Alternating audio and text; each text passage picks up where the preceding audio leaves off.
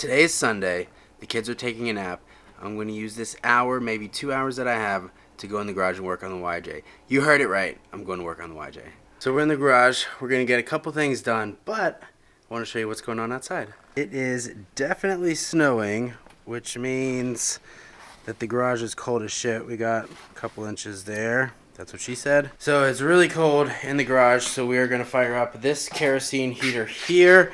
I know you're not supposed to use them with the door closed, but it's really cold in here. And I'll open up the garage at some point and let it air out. The plan for today is to get a skid on. I have a skid right here. Tommy Williams, shout out Tommy Williams, is letting me borrow his undercover fab skid from his YJ for fitment to see if it'll work.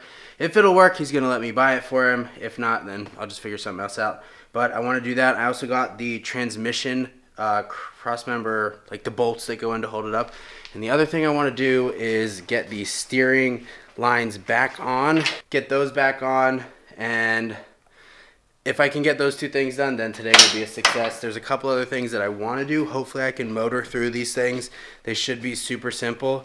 But I'm not going to tell you what those are in case it doesn't happen and disappoint you even further. So let's get started. The wick is incredibly low on this. I went to Home Depot to find another one. Of course they were out, so we have to improvise.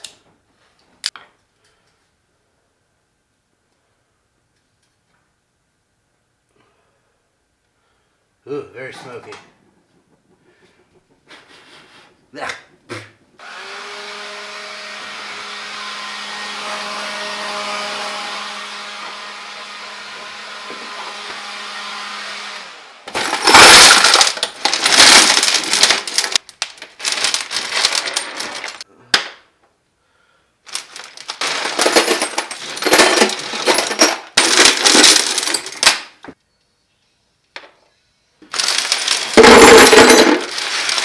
Alright, I think I found 6 bolts that will work, so we're going to give these a quick cleanup with a wire wheel and then try and hulk this thing up by myself and see if it fits. But first I gotta glove up my my burn right here. It's been healing pretty nicely. Shout out to Susan, thank you for all the help and tips on treating a burn the proper way, unlike I did the first burn that I had. So just want to glove it up, make sure I don't get any gunk in there, get it infected, so I don't have to spend 4 days in the hospital like that time I got cellulitis on my hand. Apparently that was a big deal, and I had no idea, so try and avoid doing that again. Shout out to Dane Wilson for the suggestion of the full face. If you didn't know, I'll put up a picture right here. Dane was using a cutoff wheel, and it exploded and like really got him really good in the face. So I got one of these, so that doesn't happen. And it also helps because I hate using wire wheels. Like if I can avoid it, I will. In this scenario, I can't, but I fucking hate wire wheels. Okay, the worst part of my day is done, so we're going to put a little anti-seize on these, make sure all of these, they're not the same in length and like type. You can see I'm pretty sure that these are the stock ones. If I remember correctly, but then I have ones like this that I do believe work, but are not obviously stock application. But I'm pretty sure these will work, so let's throw them in. Every single time I use anti-seize, I think of Matt from Bleep and Jeep. So maybe Matt, if you for some whatever reason see this one day, just know that I think about you. All done with the anti-seize. No real mess. A little bit right here. That's not too bad. Alright, I'm going to give you a little rundown of what we got going on here now. I got these bolts, the transmission bolts, I just got today. The only thing I'm worried about is these cross-member brackets that were originally welded on. I don't know if it's going to fit with the skid like this. So that remains to be seen, but I'm going to spray a little WD-40 in these guys. As I'm down here messing around, I realized that this skid plate that Tommy gave me is not going to work because this is 1, 2, and then the long arm bracket. So the third one is supposed to be over here, and that's obviously not going to work because the skid plate has 3 holes, and I'm not trying to cut this. We are 5 minutes into being in the garage and we are already changing plans. So I think what is going to happen is that we are going to get the cross member that was originally in here. The reason I took it out was because I didn't want to cut any more of the floor out, and I will show you that. As you can see here, this is the Dana 300. It is clocked almost flat, and I have a piece of wood up here spacing the body away from the frame. And why I originally took this cross member out is because I didn't want to cut any more of the floor out.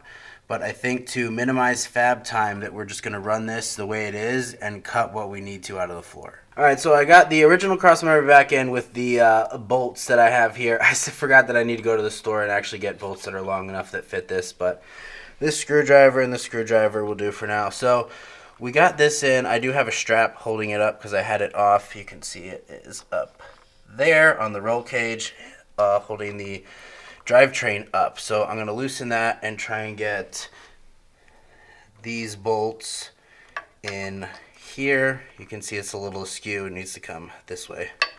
So we'll try and get these in, and then I have to measure and see what kind of size bolts I need for here. But once we get that in, that will be check number 1 off of the list. But if we can get that done, at least get these 4 bolts in, I will consider that a success for this thing that we're doing, and then we'll move on to the next thing. So hopefully everything clears.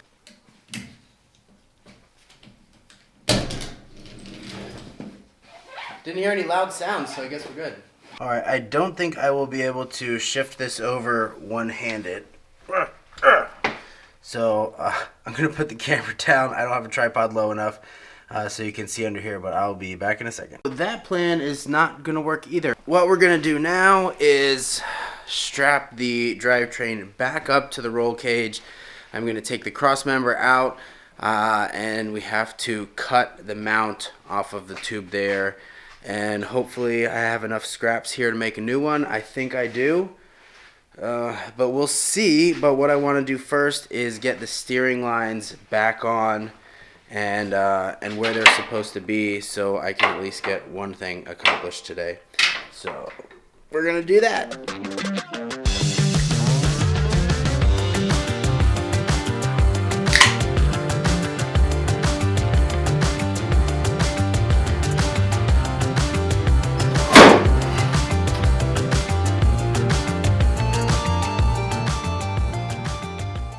We got the temporary routing worked out.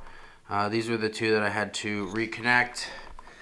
They're going from here. They're going between this gap right here, and then they're coming down here under the radiator, and one goes here, the other one goes here. I zip tied these together temporarily because the original reason why I took them off was because that I put these on, started the motor to start bleeding the system, and one of these lines touched the fan, which is literally right here.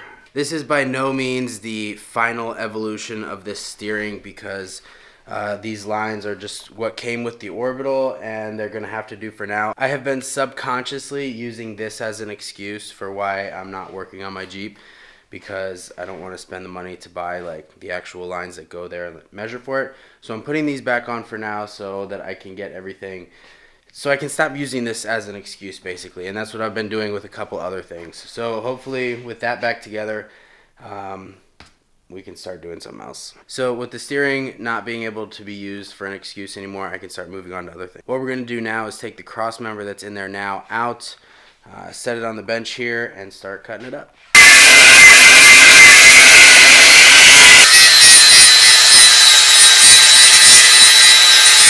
Alright, so I did nick the tube in a couple places. So what I'm going to do is run some weld through both of these, and then we will continue on our progress.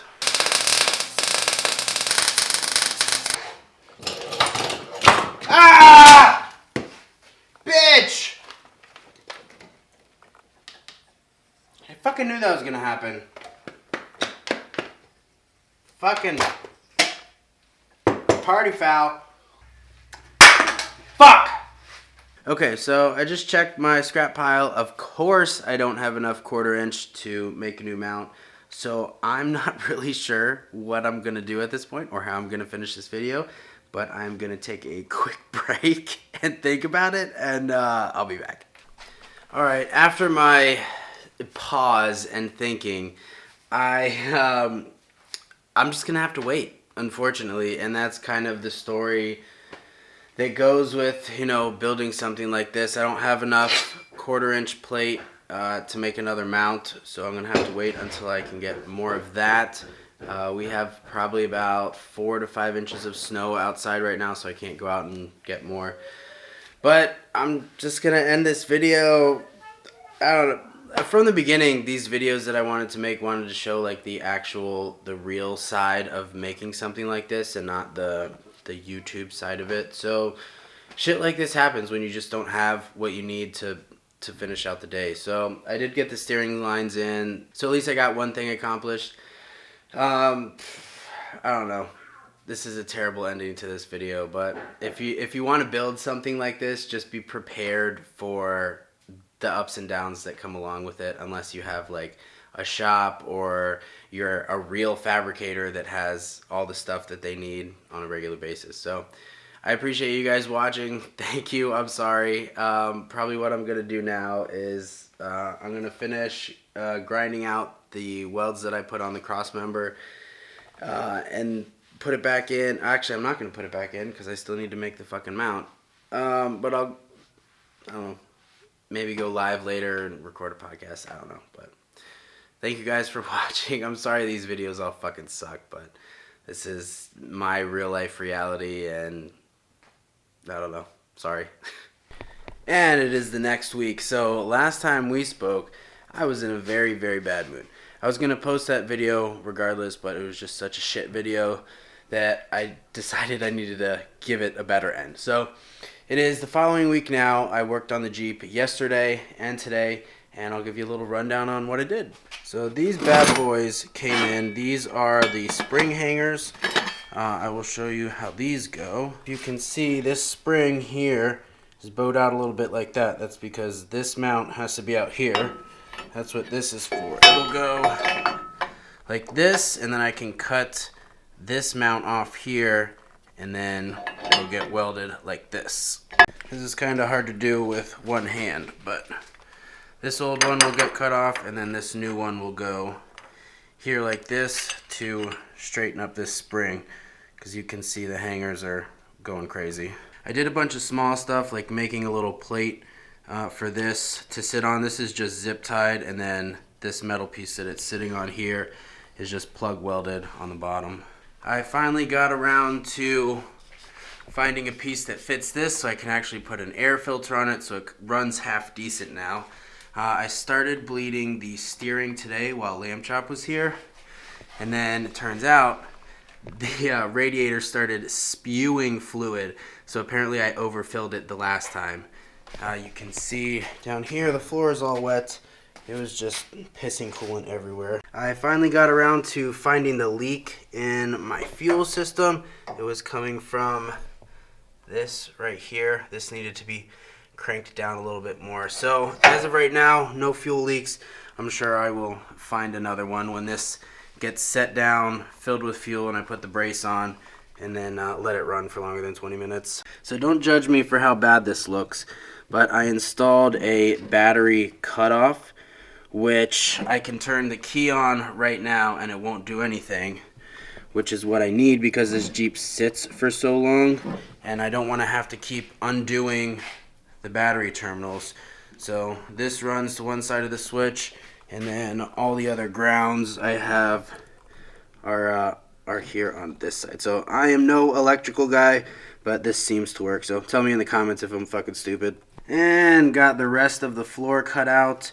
I removed the spacer that was sitting. Whoa, sorry. I had a piece of wood stuck in the body here to space it out for the Dana 300, but now we're all good. I just cut the rest of the fucking floor out. Voila. And don't mind this puddle of fluid. That is because I don't have a yoke on the back of here. Those are coming from Tom Woods in the next couple of days. We did have the Jeep running earlier, so it was spinning and shooting a little bit of fluid out, but oops. And finally, where I left you guys, this crossmember piece is in fully, all bolted in, all good to go. So this, I had to cut the original one that was on here off, make another one, and then weld it back on. It was nice to do a little bit of, not fabricating, but making pieces go together. Don't judge my welds. This was like a 1/4 inch gap here, so I had to run beads on either side and then fill them in.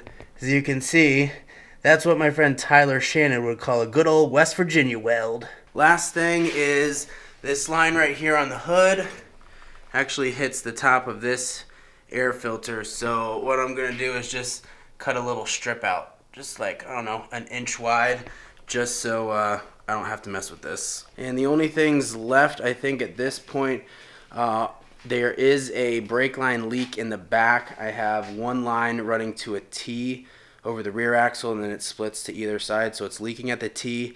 I have to sort that out. The fronts are good. It's filled with fluid. It has a little bit of pressure, but obviously it's pissing out the back. As I said, I have the kit from Barnes over there. Last thing I'm waiting on is the drive shaft kit, the DIY drive shaft kit, so I can make a rear drive shaft, and hopefully at that point, once I finish the brake leak, once I finish bleeding the steering system, I should be able to drive this thing in and out of the garage. We will see. We will see. So I think that's finally going to end this video. As with everything, it's, you know, you have good days and bad days. The first part of this video was definitely not a super terrific day, but over the past 2 days and this weekend, I've been able to somewhat rectify it. So, thank you for watching. Come back for the next one. Hopefully, it'll be better.